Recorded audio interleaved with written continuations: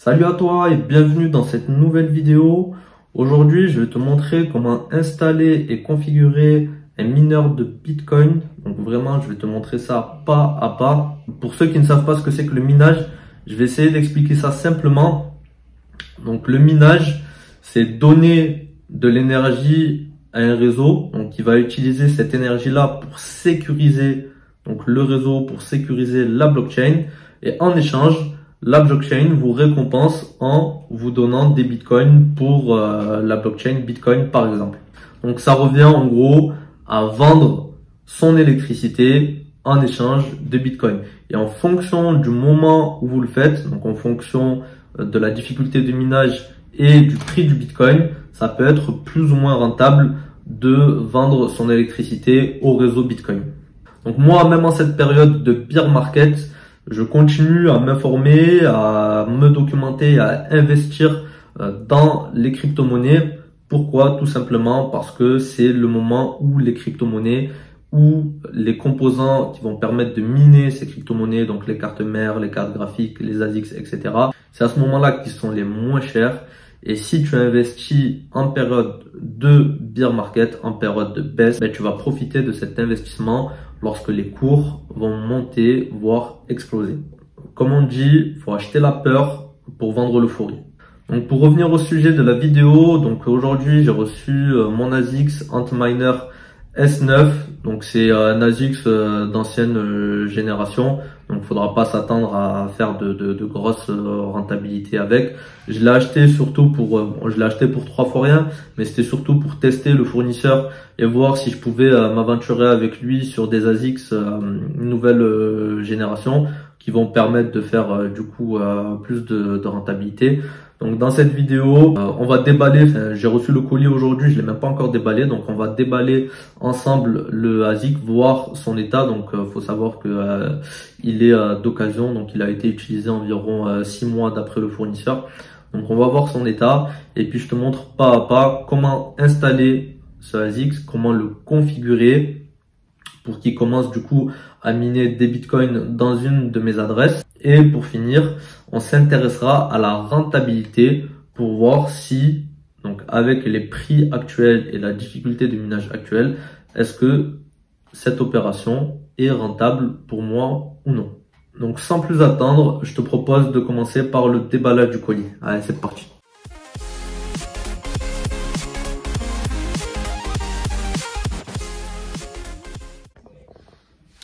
Donc voilà le colis, comment on peut le voir, il est en tout cas bien emballé. Donc c'est important de bien l'emballer parce que donc il a quand même voyagé et faut qu'il arrive quand même intact.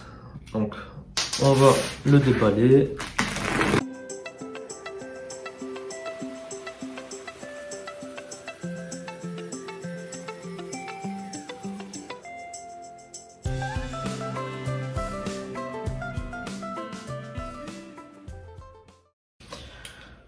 Voilà, on a enfin réussi à le déballer.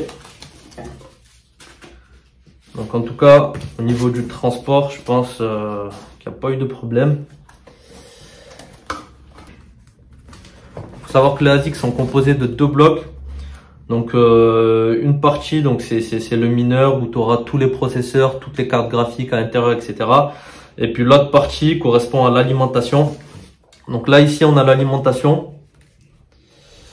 Donc ici, c'est le câble d'alimentation. Ici, c'est les câbles de connexion à l'ASICS. Donc voilà, on peut voir qu'il a été utilisé, mais il m'a l'air en assez bon état global, rien d'alarmant.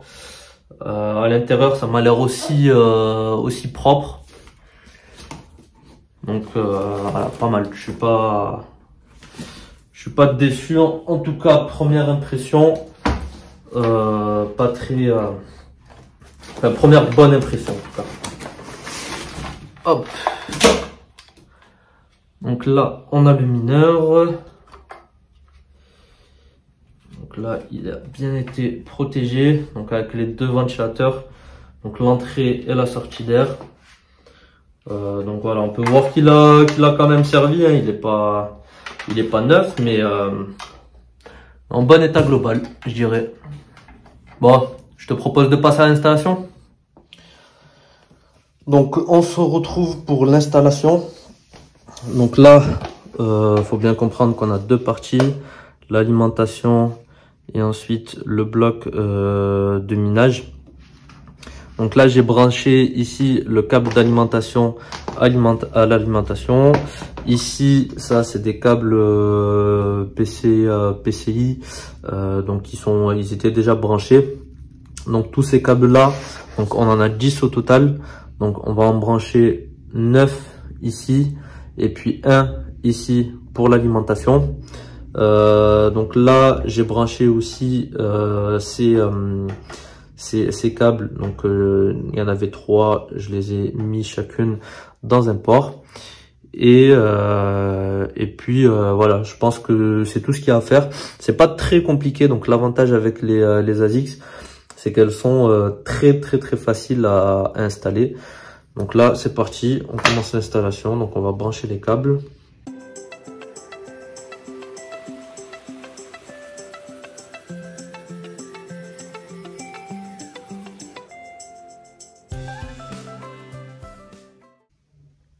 Donc voilà, une fois que c'est branché, faut brancher ici. Donc ça, moi je l'avais déjà fait, mais le câble d'alimentation à l'alimentation ici. Donc ensuite, on va brancher ça sur une prise murale. Ici, hop, je vous montre, on a l'entrée Ethernet. Donc il faudra brancher un câble Ethernet ici. Pour se connecter au réseau, donc tout simplement parce que pour miner du Bitcoin sur la blockchain Bitcoin, pardon, il faudra être connecté à Internet pour pouvoir se connecter au réseau Bitcoin. Donc là, je branche mon câble Ethernet, je branche mon alimentation et là, normalement, c'est parti. Donc là, le mineur tourne. Il est en train de miner du Bitcoin. Faut faire attention parce que là, par contre, il est en train de miner du Bitcoin, mais pas sur une de mes adresses, mais sur une adresse, sur l'adresse du fournisseur, j'imagine. Donc ça fait du bruit. Hein. Je suis obligé de couper le son parce que le mineur fait beaucoup de bruit. Donc il faut le savoir avant d'acheter un ASIC. Il faut savoir où est-ce que tu vas le mettre. Parce que ne va pas le mettre dans ta chambre ou dans ton salon. Ça sera invivable. Et du coup, il faudra prévoir de le mettre dans un garage ou quelque part où tu vas pas trop l'entendre. Du coup, là, le mineur, il est en train de miner du Bitcoin, mais sauf qu'il ne le fait pas pour moi, il le fait pour la dernière personne qui l'a configuré. Donc là, il est en train de miner des Bitcoins pour le fournisseur. Et là, je te propose de passer sur mon écran pour voir comment est-ce qu'on le configure pour qu'il mine pour nous. Allez, à tout de suite. Donc du coup, pour ce faire, la première étape, c'est d'aller chercher l'adresse IP de notre routeur, de notre box. Donc que tu sois chez SFR, Free, Bouygues, peu importe, ta box, elle aura toujours une adresse IP. Donc là, la première étape, c'est d'aller la chercher. Souvent, la plupart du temps, elle est notée sur la box. Donc tu regardes IP, ça commence par 100, enfin 199.100, machin. Ou sinon, tu vas sur Google et tu tapes comment récupérer l'adresse IP de ma box. Et ensuite, tu suis les instructions. En fait, en fonction du système d'exploitation sur lequel tu es, ça peut être différent. Donc moi, je vais te montrer comment faire si tu es sur Mac. Mais si tu es sur Windows ou Linux, je t'invite à aller taper sur Google comment récupérer l'adresse IP du routeur de notre box. Donc pour ceux qui sont sur Mac, vous partez dans Préférences système. Donc vous appuyez sur la petite pomme ici, Préférences système. Ensuite, réseau. Ensuite, tu cliques ici sur Avancer. L'onglet TCP/IP. Et l'adresse se trouve là. Donc sous routeur, tu as une adresse ici. Et donc je t'invite à copier cette adresse. Une fois que tu as copié ton adresse, je t'invite à aller sur ton navigateur. Et du coup, tu colles l'adresse IP dans la barre de recherche en haut. Tu tapes Entrée. Et normalement, c'est censé te renvoyer vers la page HTML en fait de ta box. Ok, donc c'est là où tu vas trouver l'ensemble des informations, réseau, téléphonie, etc. lié à ta box. Donc c'est pas ton espace client, c'est voilà, c'est un endroit, enfin c'est une page avec des informations assez techniques liées à ta box.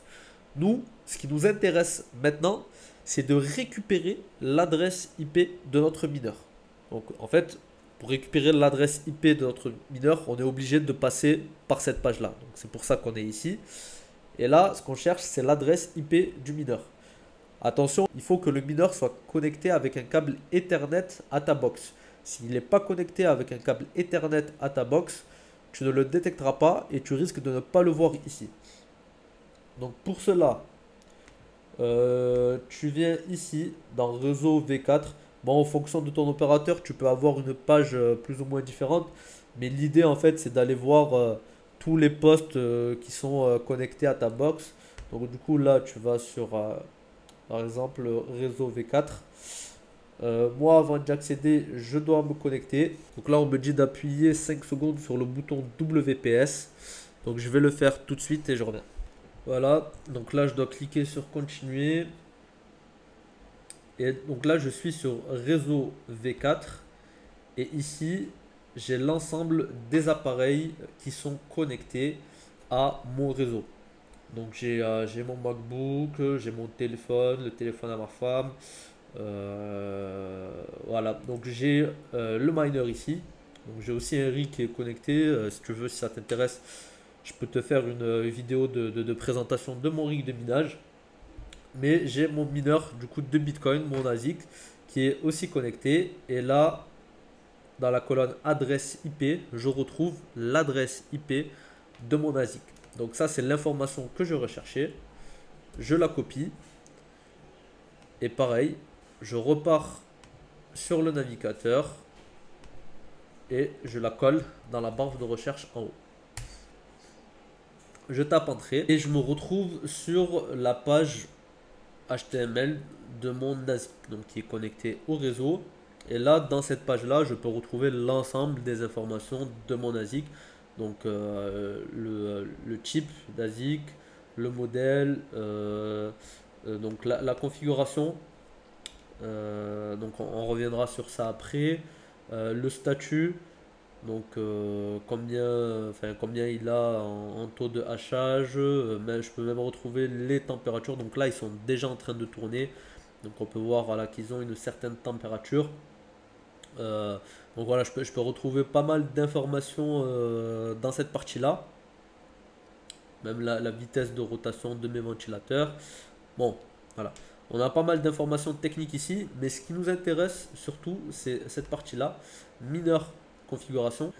Et c'est ici que vous allez demander à votre mineur de Bitcoin de miner pour vous. C'est dans cette page-là que vous allez demander. Donc comment vous allez faire? Ici, vous avez on va dire trois parties. Dans ces trois parties-là, tu peux renseigner une pool. Ok, tu peux renseigner l'URL d'une pool avec un identifiant et un mot de passe. Et il faut que ce soit donc voilà, l'URL et l'identifiant qui t'est attribué dans la pool de minage. Et donc pour cela, on doit créer donc un compte et on doit se connecter à la pool pour que la pool donc, nous fournisse un identifiant et un URL qu'on va venir renseigner ici. Donc je t'invite à aller sur Kudo Miner, CUDO Miner. Hop, tu cliques ici kudominer.com. Donc moi j'ai déjà un compte. Si tu n'as pas de compte, voilà, je t'invite à faire ici sign up and download. Moi je vais me connecter directement. Bon, créer un compte c'est très facile, hein. Tu mets une adresse mail, tu mets un identifiant, un mot de passe. Ils vont t'envoyer un lien pour vérifier ton adresse mail et puis ton compte sera créé. C'est très très facile. Une fois que ton compte est créé, tu arrives sur une page comme ça. Donc moi, mon mineur il est déjà en train de tourner. Donc voilà, on peut voir que voilà, j'ai déjà quelques satoshi qui ont été minés. Pour ceux qui ne le savent pas, les satoshi c'est des unités de Bitcoin. Et donc là, pour commencer à miner, donc tu vas ici dans Device, sous l'onglet Management, et puis tu fais Connect a Device. Ici, bon, moi je le fais pas parce que il est déjà connecté et puis j'ai déjà une adresse. Mais ici, tu choisis ASIC, tu mets Continuer. Ensuite, dans la partie Connect ASIC, ils vont te passer du coup un URL, un identifiant. Pour le mot de passe, je pense que tu mets ce que tu veux. Ou alors tu mets 1, 2, 3, tout simplement. C'est pas très important. Donc là, tu peux continuer. Ils vont te donner ces informations-là. Et donc, tu vas prendre l'URL qui te donne, tu la colles ici. Tu vas prendre l'identifiant qu'ils vont te donner, tu le colles là, dans la partie Worker. Et puis le mot de passe, tu mets 1, 2, 3. Pourquoi est-ce qu'il y en a 3? Parce que du coup, tu peux te mettre sur 3 poules différentes. Et ton mineur de Bitcoin, à chaque fois, il va miner dans la poule la plus rentable. Donc si tu veux qu'il mine que dans une seule poule, tu mets 3 fois les mêmes informations. Moi, c'est ce que je fais. Je n'ai pas envie de me prendre la tête avec 3 poules. Je me mets uniquement sur Kudo Miner et je le laisse gérer la totalité.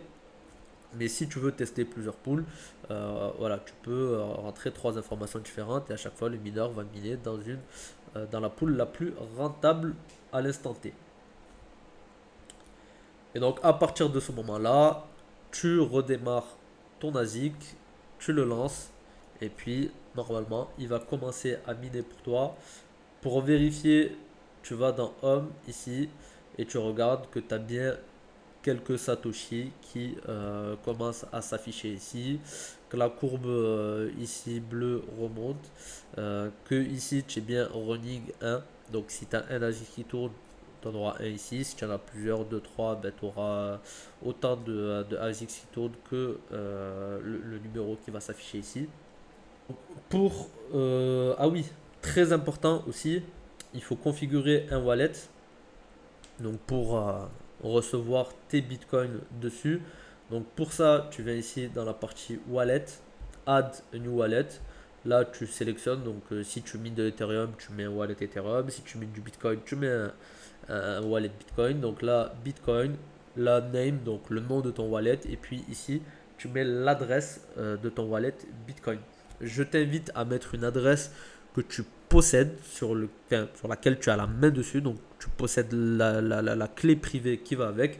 Et je te déconseille donc du coup de mettre un wallet, une adresse de wallet que tu as récupéré de Binance, Coinbase ou d'un exchange centralisé. Parce que sur ce genre d'exchange, tu ne possèdes pas la clé privée. Elle ne t'appartient pas. Et puis l'exchange, il est libre de te supprimer ou de te changer cette adresse-là. Donc je t'invite à mettre une adresse, donc je sais pas moi par exemple sur Ledger ou sur MetaMask par exemple si tu veux faire de l'Ethereum. Mais je t'invite à mettre une adresse que tu possèdes. Et donc une fois que tu as miné assez de Bitcoin, je pense que c'est aux alentours d'une vingtaine ou d'une trentaine d'euros aujourd'hui. Une fois que tu as assez de Bitcoin, tu vas dans Account ici et Withdraw Funds. Ça, c'est pour retirer tes fonds. Parce qu'en fait, l'ASIC va te miner des bitcoins, mais il ne les met pas directement dans ton adresse. Okay, il va les laisser dans la pool, il va les accumuler dans la pool. Et quand tu en auras assez, c'est à toi d'aller demander à ce que qu'on t'envoie les bitcoins que tu as minés sur ton adresse. Donc là, par exemple, moi, voilà, depuis hier, j'ai miné à peu près 0,000059 bitcoin. C'est que dalle. Et voilà, je peux demander à les retirer dans le BTC Wallet. Donc je pense pas que j'ai assez pour l'instant pour retirer. Vous voyez, le montant minimum c'est 0,000767 bitcoin. J'en ai pas assez. Donc je pense que je vais devoir attendre quelques semaines pour arriver à ce montant-là. Mais bon, c'est pas grave, on n'est pas pressé. Et une fois que j'aurai ce montant-là, je pourrai demander à retirer mes fonds. Ici, dans cette partie, j'ai l'ensemble des transactions qui ont été effectuées. Et puis, je pense que j'ai fait le tour sur cette partie-là. Maintenant, on va rapidement s'intéresser à la rentabilité. Donc, comment savoir si on sera rentable ou non. Donc, je vais te montrer dans un cas général et puis on va s'intéresser à ma situation pour voir avec ce mineur-là, est-ce que j'aurai une certaine rentabilité. Donc, pour ça, tu vas sur NiceHash.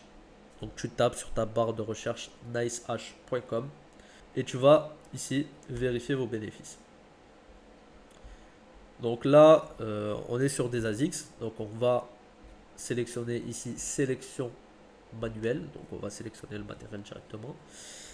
Et on va sélectionner l'appareil. Donc je commence par ma situation. Donc moi je suis sur un Antminer S9 I que j'ai eu pour 3 fois rien. Donc il faut savoir qu'il m'a coûté pratiquement 250 euros avec les frais de port, les frais de douane, etc. Donc je suis sur un S9i et pour calculer la rentabilité, bien sûr, il faut s'intéresser au prix de l'électricité. Parce que comme je te l'ai dit au début, le minage, c'est en gros échanger son électricité contre des bitcoins. Sauf que toi, l'électricité, tu la payes. Moi, dans mon cas très particulier, je vais installer ce ASIC dans le garage d'un membre de ma famille qui a des panneaux solaires. Et du coup, en fait, il consomme moins que ce qu'il génère avec les panneaux solaires. Et donc, il m'a gentiment proposé de mettre le ASIC dans son garage. Ça lui permet de chauffer un peu son garage pendant l'hiver. Donc, du coup, je ne paierai pas d'électricité pour miner des bitcoins. Donc là, je mets 0. Donc, je ne paierai rien. Et là, je mets calculer. Et en fait, je vois que le mineur me rapporte 1,73 $ par jour. Je regarde par mois et je suis à peu près à 53 $ par mois.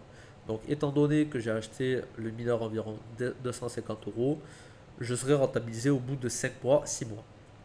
Donc, ça veut dire qu'au bout de 6 mois, j'aurai rentabilisé ma machine, mais je continuerai aussi, donc du coup, à générer à peu près 53 $ par mois. Là, j'ai juste voulu tester le fournisseur, tester le professionnalisme du fournisseur en achetant ce mineur de Bitcoin. Mais c'est pas, enfin voilà, c'est un mineur d'ancienne génération, c'est pas forcément les plus rentables. Donc là, je suis assez satisfait du produit et du coup, je vais m'orienter vers un mineur de nouvelle génération. Je pourrais te faire une vidéo si ça t'intéresse. Et du coup, je vais passer au S17 Pro, donc au Antminer S17 Pro. Donc là, pareil, je ne paierai pas d'électricité dessus. Donc vu que j'utiliserai directement les panneaux solaires. Et avec ce mineur de Bitcoin là, je générerai 6,54 $ par jour, ce qui me revient à peu près à 200 $ par mois. Donc il faut savoir que le mineur va coûter beaucoup plus cher. Donc je ne peux pas te donner le prix encore parce qu'il faut que je négocie avec le fournisseur. Mais je vise au moins une rentabilité de 10%. C'est-à-dire qu'en 10 mois, si je n'ai pas rentabilisé ma machine, je ne l'achète pas. Maintenant, on va s'intéresser à ton cas. Donc si aujourd'hui, tu souhaites mettre un Antminer S9 chez toi, admettons que tu n'aies pas de panneaux solaires comme la majorité des Français, et du coup que tu payes l'électricité. Antminer S9, on va regarder le prix moyen d'électricité en France. Donc à peu près, bon, je lis ici 0,17 € par kilowattheure. Donc c'est ce qu'on va mettre ici, 0,17. Et là, on va calculer la rentabilité par rapport au coût de l'électricité. Et donc là, on voit clairement, mais très clairement, qu'aujourd'hui, si tu payes l'électricité, avoir un Antminer S9 chez toi, c'est pas du tout rentable et au contraire, ça te fait perdre de l'argent. Donc ça te fait perdre à peu près 4 $ par jour. Donc tu te retrouves par mois avec une somme perdue de 114 $. Ce qui ne veut pas forcément dire que ce sera jamais rentable parce qu'aujourd'hui, le prix du Bitcoin est bas, donc il a chuté et la difficulté du minage reste très élevée. Donc on est dans deux cas qui ne sont pas avantageux aujourd'hui. Et du coup, voilà, il faut oublier le Antminer S9, ce n'est pas du tout rentable. Si on s'oriente vers un S17 Pro, on va voir la rentabilité. Non, toujours pas rentable avec le prix de l'électricité en France. Donc miner du Bitcoin aujourd'hui, c'est clairement pas rentable, sauf si bien sûr tu produis ton électricité toi-même à très faible coût. Je te propose d'en rester là pour cette vidéo. N'hésite pas à me lâcher tes questions en commentaire si tu en as. Si le contenu t'a plu, pareil, n'hésite pas à t'abonner et à mettre un petit pouce bleu. Ça aide au référencement de la vidéo. Et n'oublie pas d'acheter la peur pour vendre l'euphorie. Allez, à la prochaine.